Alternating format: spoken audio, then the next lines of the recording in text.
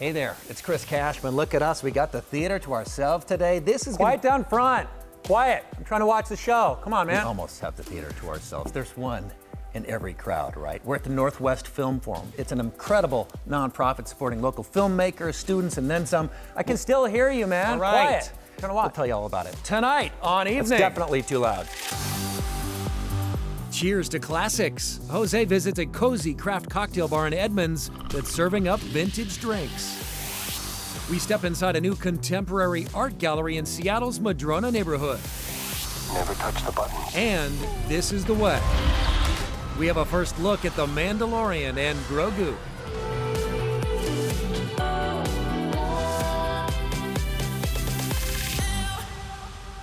And welcome to Evening from the Northwest Film Forum here on Capitol Hill. We are in the Grand Lobby where I'm allowed to speak at full timbre. And I will say, it is unusual for me to be this close to the big screen and not have red vines just going down the hatch.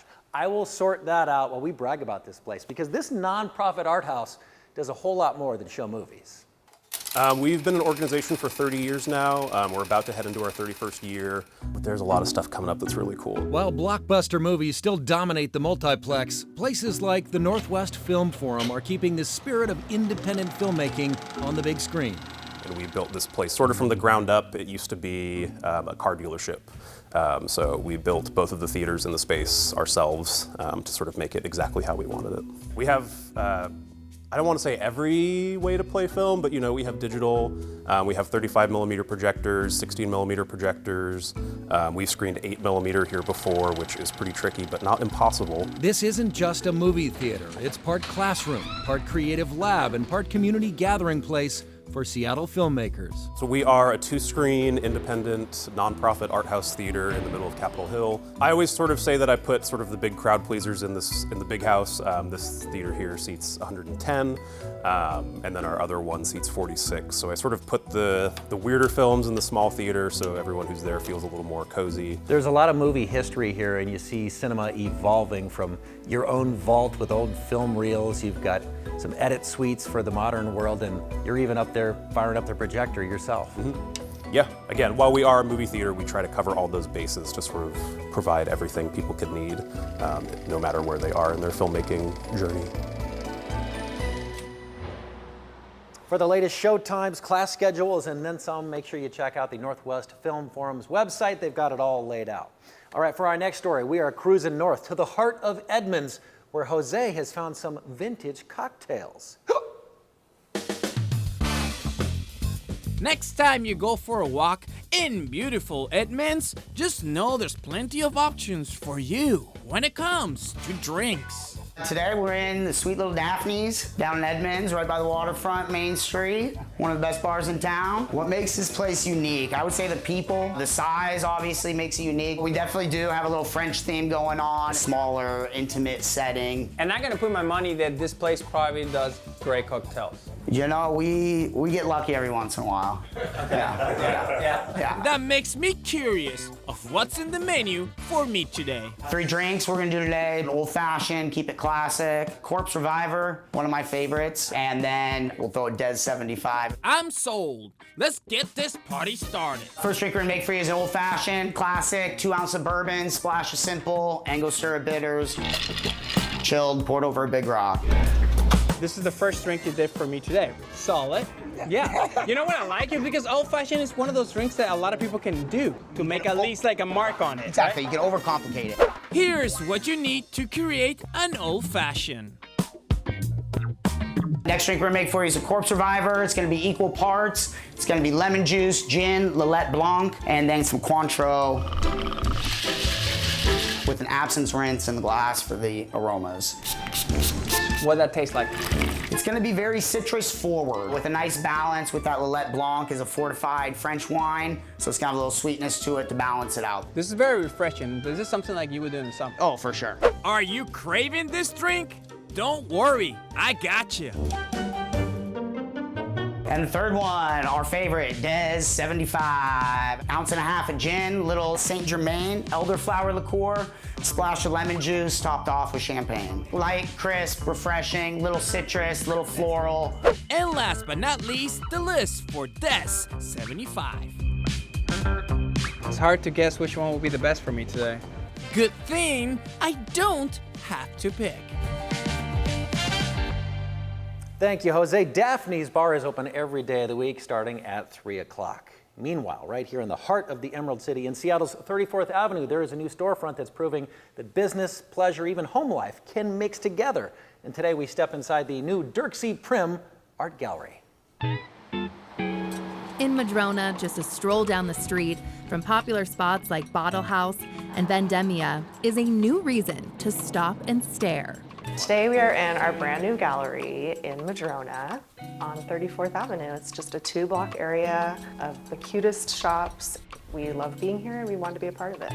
Meet the team behind Dirkse Prim, Michelle and Jeremy. Partners in business and partners in life. By day, I'm an interior designer. I work with high-end residential clients, and sometimes we do remodels, sometimes it's furniture and decor, and my favorite is when it's both. And in my job, obviously, I source a lot of artwork. Outside of the gallery, I'm a full-time artist. I paint seascapes, love of the ocean.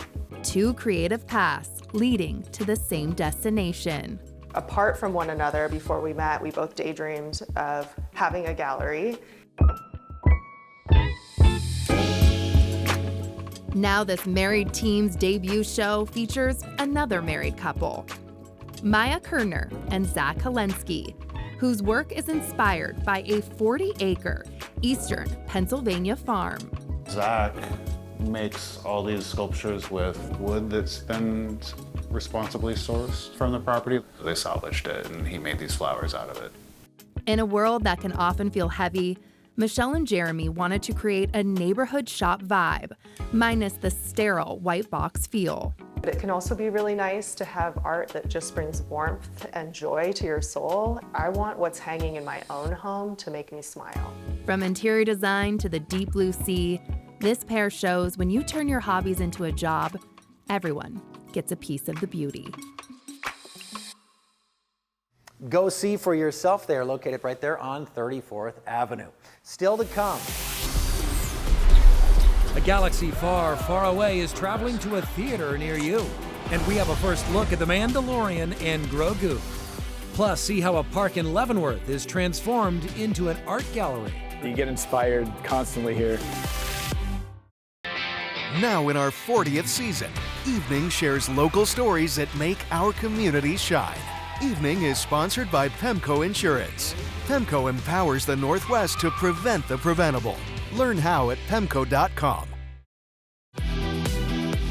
And welcome back to Evening from the Northwest Film Forum here on Capitol Hill. And speaking of movies, from a galaxy far, far away to a big screen near you, fans of The Mandalorian and Grogu are getting their first look at the next chapter of this beloved Star Wars saga. Here's Saint. At the world premiere of The Mandalorian and Grogu, held in the very same Hollywood theater where Star Wars first premiered 49 years ago, one little green star stole the spotlight once again. The adorable Grogu, once known to fans as Baby Yoda, drew huge cheers as director Jon Favreau celebrated the franchise's return to the big screen for the first time in nearly 7 years. I never dreamt that I would make a Star Wars movie like this. This feels different. Hey, never touch the buttons. The film reunites the galaxy's favorite bounty hunter and his powerful young apprentice for a brand new adventure, blending groundbreaking visual effects with the practical movie magic that made Star Wars iconic in the first place. And it amazes me how much people all around the world love the world that George Lucas created. Are you scared? You should be. This time around, Grogu is more than just the cute sidekick. He's a Mandalorian in training, coming into his own, discovering his powers and his identity. I like this kid. Alongside a warrior, slowly rediscovering his humanity beneath the sleek steel armor. His parent and child, and he sort of discovers who he is out of his love for this child. And it's beautiful. Close for the night. Thank you. use all of these techniques to ground things, to make you feel like you're in a real place with real characters, even though you've never seen these creatures or these droids before. It all works together, and Star Wars is unique for that. Franchise newcomer Sigourney Weaver says the movie works whether you've seen every Star Wars film or none of them. This movie is so beautifully made. It's so cinematic. You don't need to have seen any other Star Wars. You can just enjoy this movie for the instant classic that it is. And for Jon Favreau, bringing Star Wars back to theaters is also deeply personal. My dad sat by my side and introduced me to Star Wars, and it's time to introduce that new generation of Star Wars and keep it going for another 50 years. This is the way. The Mandalorian and Grogu hits theaters this Friday. It is rated PG-13. The reviews are mixed. It's hovering right around 60% on Rotten Tomatoes.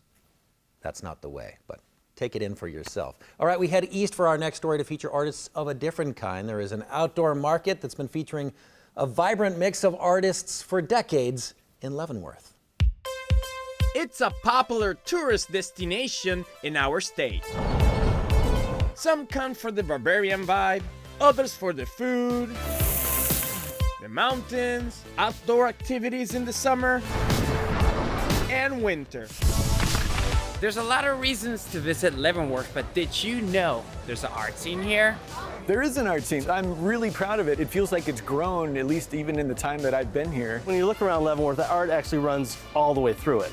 Village Art in the Park has been a big part of it. The festival has been supporting arts and artists in this community since 1966. You see a lot of outdoor festivals, but the fact that it happens every single weekend. Variety of artists, everything from jewelers to fine oils to metalwork. This great vibe that goes on in the town, you get inspired constantly here. A great opportunity to discover many local artists, like Tyler Jensen. The process that I do, it's an art form called gyotaku. It's a Japanese art form that literally translates to gyo, which means fish, and taku, which means print. In the most simplistic terms, you take a fish covered in ink and lay rice paper over the top of it, kind of press along the fish, feel along its features and its fins and its body, and then when you pull the paper back, hopefully you get this beautiful print of a fish. The details are there and all the scales. Ali Hancock is another artist showcasing this year. I do mixed media landscape paintings, mostly of local places. I get to live in a small town, but as an artist have the exposure of like a new city every weekend. I've been a vendor here for 28 years now. Photography's been a passion of mine, and I enjoy sharing my stories with people. I'm proud of the work we do here. Art's an option for the future. Come check out Art in Leavenworth. We've got a lot going on here. I love Leavenworth. Village Art in the Park happens every Friday, Saturday, and Sunday until October 18th. And then you're on your own. After the break, you don't have to go to the national park to be amazed by what's going on. the guidebook helping you discover the hidden worlds in your own backyard. We're back. The movie was just getting good. Hey, everybody, welcome back to Evening from the Northwest Film Forum here on Capitol Hill. Now, you might not have a cat or a dog running around in your backyard, but chances are you have millions of other animals. A Northwest naturalist shows us how to find them. There's something you should know if you're lucky enough to take a walk in the woods with Seattle naturalist Kelly Brenner. I usually go hiking alone because I'm really slow. You won't get anywhere.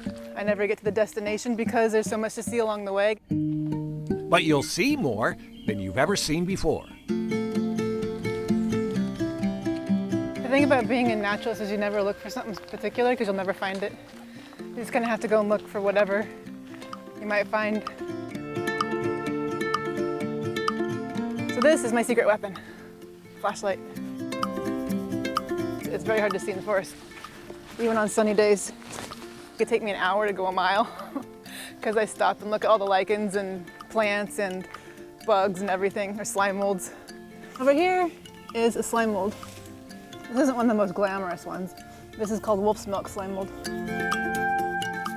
She doesn't go into nature seeking scenery. I think it's what Instagram has done to us. We got to get the view and the selfie and then ignore all the rest. But she'll stop dead to save a fallen branch and the life it supports from getting trampled on the trail.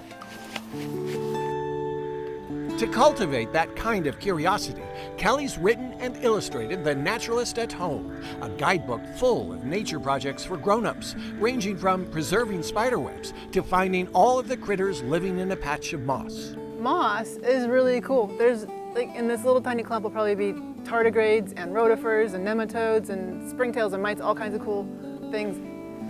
And there's one thing she hopes her book inspires. To slow down and notice the small things and change your perspective and realize how cool it all is. Go at a naturalist pace and you'll see and hear nature wherever you are. Yeah, that was definitely Coyote. Even Seward Park. You don't have to go to the national park to be amazed by what's going on. Right here in the middle of the city, there's just so many questions and so much wonder. And it's just so fascinating. I mean, you can't be bored. You can't be bored when you're out here in nature. You can find more information about Kelly's book, The Naturalist at Home, as well as her other works on her website. When evening returns, meet an animal chaplain who has some ideas about making the most of your pet's life. And welcome back to Evening from Capitol Hill, and thanks to our friends here at the Northwest Film Forum, an incredible nonprofit. Come support local and independent movie makers. They've got 2 screens waiting for you. All right, pet owners, when was the last time you connected with your pet, like really connected with your pet? Well, you're going to. There's probably going to be some serious snuggles after you see this next story. There's a good girl. They are our friends. Say hello, cowboy. Our faithful companions. And even our guardians. But Chell Graves says the connection we make with our pets also happens on a spiritual level. And she should know. I'm an animal chaplain. That's right, an animal chaplain. An animal chaplain is someone who provides emotional and spiritual care for people who care deeply about animals and for the animals themselves. Chell Graves works out of her home office in Everett. That's my certificate of ordination from the Compassion Consortium. Usually I start with a virtual consult and then I will come to your house and meet your animal. Yes, you want that? Very good. Excellent. Touch. Yes. This is my coworker Diane's dog, Cinnamon. Cinnamon's gonna help us today with this story. Okay. Sit down. Chell, who's also an animal trainer and behaviorist, and give a treat, says every dog deserves special moments in their lives, just like we do. There you go. You want to give them opportunities to be a dog in a fun way. So dogs love to use their noses. They love to forage. That's what they love to do. So if we just put their food in a bowl, that's boring. I'm using treats here, but you can use just tiny bits of something they like. And then give Cinnamon a chance to sniff. I like that, being creative. Yeah, exactly. Give them stuff to do. Cinnamon's thinking this is the best day ever now. It's good for the dog. Let them connect with their world. Let them be a dog. Yeah, good job! I do think that animals have spirituality. They're connected to this earth, and they're connected to something bigger than themselves, maybe within themselves.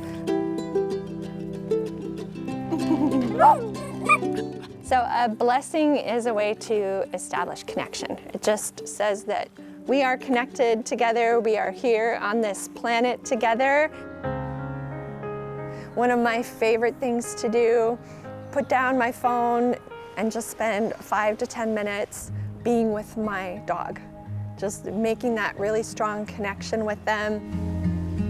So when you get to that difficult moment and you're grieving that difficult loss, I want you to think, I spent some time thinking about my dog's happiness. And I think that adds to our health and happiness too when we do that.